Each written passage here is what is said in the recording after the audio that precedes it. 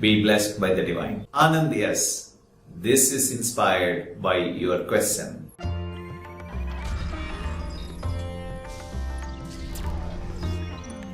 You asked me if I can explain the divine qualities of transformation, mutation, and the law of cause and effect.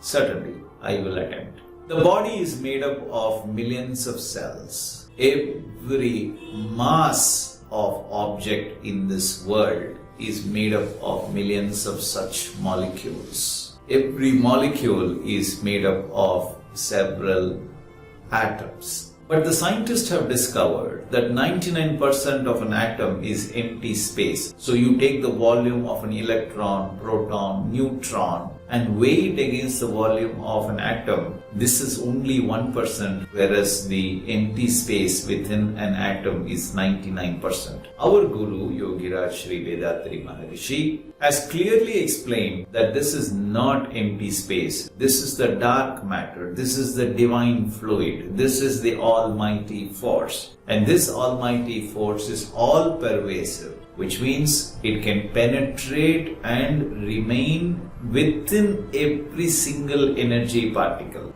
It is all surrounding. That means it is around each and every energy particle and within the energy particles. It is all pervasive, all penetrative, all surrounding, self-compressive pressure force, which is a dark fluid, dark matter with plenum, force, time and consciousness as the four primordial characteristics. With plenum, inexhaustible source of energy, this almighty dark fluid state compresses itself and evolves as a subatomic energy particles spinning around its own axis at an extraordinary speed. Powering itself, this then creates a repulsive force that pushes other energy particles slightly away,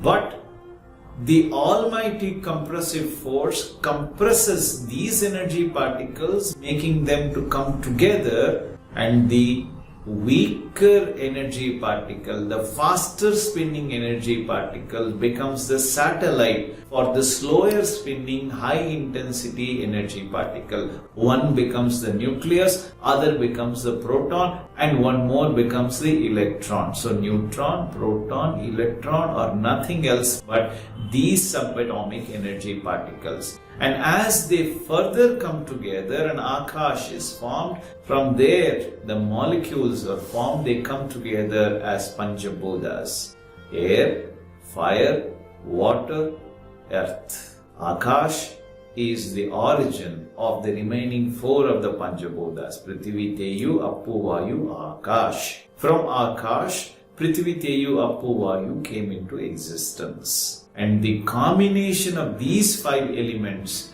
is all the living and non-living things in this particular world that we see. Human beings have evolved from an animal, and all the life forms have evolved from the same Panchabhutas. In our body itself, the physical body itself is made up of the earth material, and the water circulation, air circulation and heat circulation are the three remaining Panchabhutas, and the life force Kundalini Shakti is operating as the Akashic field within this physical body, forming a vortex in the three-dimensional center of the body, powering the cells in the body, powering the mind, and helping us to sustain life in this planet.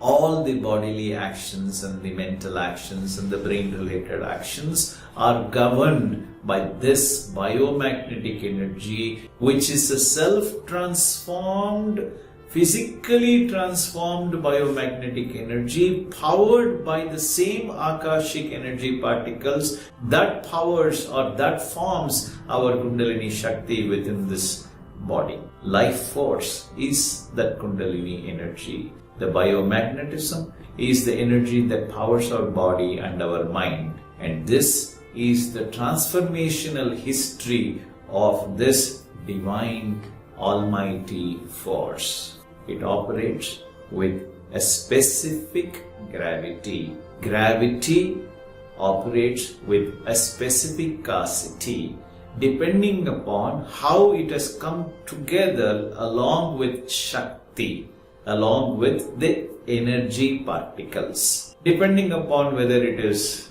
air or water or earth, or whether it is fire, or whether it is just the Akashic energy particle, whether it is the intensified energy field in the form of a living being or a non-living being, whether it is human being or an animal or an insect or a bird, there is a specific action-reaction. Physics, pure physics, demands that if you apply force on something, an external force causes a change of state. A state transition takes place, and that state transition results in some kind of a reaction which gives us pain or pleasure.